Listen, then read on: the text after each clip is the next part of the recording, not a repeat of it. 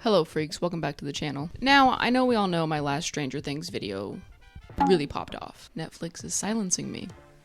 I can't prove it, but I know it's happening. And I just want to say, off the bat, I posted a short about how I thought it was insane that they cast a 14-year-old as a 7-year-old. I don't care what the show says. She's supposed to be 9 or 10. In season 1, she's like 3. This is 4 years later. You can play with the math all you want. It's 7. It's this many. Let me break it down because I know it's a lot of children in my comments getting mad. Let me break it down for you. It's this many. Pause the video and count my fingers. That's how many years old she is. Also, the kids I understand, and I'm not mad at the kids. The adults in the comments really very invested in this 14-year-old girl's life. Okay, Mr. What's it? What? My comments about thinking she's a nepotism baby have nothing to do with her talent. I was merely saying, because she is so old for this role, it is ridiculous that they cast her. I didn't say she wasn't a good actress. Actually, I think she's maybe the best actor this season. But that's like saying, Robert De Niro was a good actor. Why didn't they cast him as one of the kids in season 1? Also, I don't know if she's a nepotism baby because I'm not involved in a 14-year-old's life. Like a normal adult should be. Anyways, let's get into episode 2. The Vanishing of Holly Wheeler. Dude, the Demogorgons are inside f***ing her up. I don't know, and she escaped this, not a scratch, not a bruise. If she was truly 7, I know. Damn. I can't even talk anymore. She's trying to kill me. And how does nobody hear this? I hear my cats gagging across the whole house. You don't hear your daughter getting her rocked upstairs? Dude, they opened a portal to hell in your ceiling. I would get if they were sleeping, because like dads can sleep through anything. I truly believe my dad could sleep. I think my dad could sleep through this peacefully. But nobody hears a thing, somehow. Mr. and Mrs. Wheeler are just vibing. They're just vibes all day long. We see Mrs. Wheeler's running a bath. Why don't we extend that scene? So eventually Holly gets to her mom and she's like, hey, there's a Demogorgon beating my ass like I owe him money. But no, she finally believes her and they end up hiding in the bathtub away from the Demogorgon. Which are they Olympic swimmers? Do they have the lung capacity of the guides that help people up Mount Everest? Because they were under that water for so long. Open that scene and hold your breath and see if you can hold it as long as they can. You'll die. They get downstairs and Karen destroys this Demogorgon with what? A wine bottle. Her trusty sidekick. And she does, dude, she annihilates this thing with a broken wine. I started to feel bad for it. I was like, hey, we're going kind of hard on the demo, lay off a little bit. Just kidding, she gets shredded like sharp cheddar. So the demo also turns Mike's dad into like what looks like a dropped lasagna plate. Who cares, But the Demogorgon takes Holly into the Upside Down.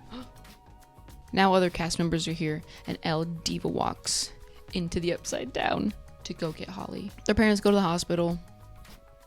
They got it looks like a bear mauled them, and they're able to transport them to the hospital. Trying to pick up their body would be like trying to pick up soup off the floor. If this were real, they would be liquid. And then Lucas points out, Mike, they kidnapped your sister 3 days before the anniversary of when Will went missing and when Will was kidnapped. Coincidence? I think not. Elle's traveling through the Upside Down looking for little Holly when she runs into not a Demogorgon, something scarier. A man. It's Hopper. She runs into Hopper. And Hopper is not happy. He's like, what are you doing in here? What are you doing in here, mutant daughter? I'm not happy that you're here. I'm not happy that you're here in this alternate universe. You're supposed to be in regular universe. Being a mutant there. We see Lucas in the hospital with Max, and it's very sweet. He's updating her on life, just letting her know what's going on, and he tells her that he really needs her to wake up and be there with him. I think Lucas and Max are the only ones that I care about. They're just about the only characters that I care make it out alive. What did they do to my girl Robin? She sounds like an idiot this entire season. She's like, well, Did you know that the antenna and the microwaves and the radio waves and Imagine that you have an antenna coming up from the top of your head. How come season 3 Robin was completely offline? Season 4 and 5, she's like a Reddit moderator. What's going on? Anyways, Robin's like, Will, you're the antenna. You can like tap into Vecna and see through him. And Will is basically one of those new like AI robots that someone in a different country is just controlling. That's him and Vecna. Mike and Nancy come up with this insane idea in a world of alternate dimensions and freak monsters. They think, what if... I can't shake this crazy feeling that maybe Holly's imaginary friend is real, but that's absurd. There's just so much drama going on between all these characters this season. Everyone's in a debacle. We see even Steve and Dustin get into a domestic. I'm back. You don't know this, but it's a different day. Are these the same clothes? Don't worry about it. And don't tell my therapist. I don't want to worry her. I don't want to inconvenience her with my problems around the holidays. Ugh, annoying. This entire time, Will's mom's all worked up. You know, she's being a crazy woman. She acts like alien demon gorgons stole her son when he was young and did unspeakable things to him. She's really annoying and pestering this season. Ugh. That's the vibe we're supposed to get. We're supposed to be like, Joyce is so lame, and Joyce is, oh my god, she's always worried that her son, who was fake dead and pulled out of a lake and then realized that wasn't her actual son and that he was living in the walls in a different dimension, she's like all paranoid something's gonna happen to him again. It's really such a helicopter mom. My god. And then Robin comes up and she's like, hey, gay recognize gay. What if we go on our own little plot, our own little gay side adventure? What if we go and try to figure out on our own who Vecna's next victim is going to be without telling your mom? Don't let Joyce know. One day, I hope Joyce knows peace. So Robin and Will go to the spot where Will got vertigo, and Will's like, yeah, I think I can see through Vecna's eyes and through the eyes of his victim, and his victim was like on a little spinny, what's that thing called? A merry-go-round? And Robin's like, right, good. So you saw me Frenching the nurse the other day. Vicky, she's a candy striper. She's my friend. We're friends. Good friends. Some people just wouldn't understand our friendship. We're just gal pals. Palling around. Let's check back in on old Elle and Hopper. Hopper's doing, it's kind of the same old song and dance with Hopper and Elle. Hopper's like, I have to protect you. You're my daughter. I love you. My first daughter died. I can't lose another daughter. Which I'm like, I'm miming his drama.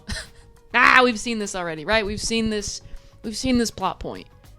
This kind of feels like they just went back through seasons and was like, what can we just do again? But Hopper and Elle continue on through the Upside Down, and eventually they find a Louboutin. They find one of Holly's boots. And where they find it is up against this, like, Vecna-y wall. I don't know what. It's this big wall of, like, tentacles and flesh and goo. And they try to penetrate through it, but they can't. This wall is made... this wall's been doing its Kegels. Mike and Nancy are able to sneak into their mom's room. They initially weren't allowed to go in. But what are they going to do? What are these children going to do? Not listen. So they sneak into their mom's room, and they're like, hey, Diva, we know you can't talk. We know your larynx is the Demogorgon slashed it across the room. It's still in the kitchen. It rolled under the fridge. But can you write down maybe what you know about Holly's imaginary friend, Mr. Whatsit? Did Mr. Whatsit have a first name? And she writes, Henry. Dun dun dun. We knew it was gonna be Henry. All right, let's get into episode 3, The Turnbow Trap.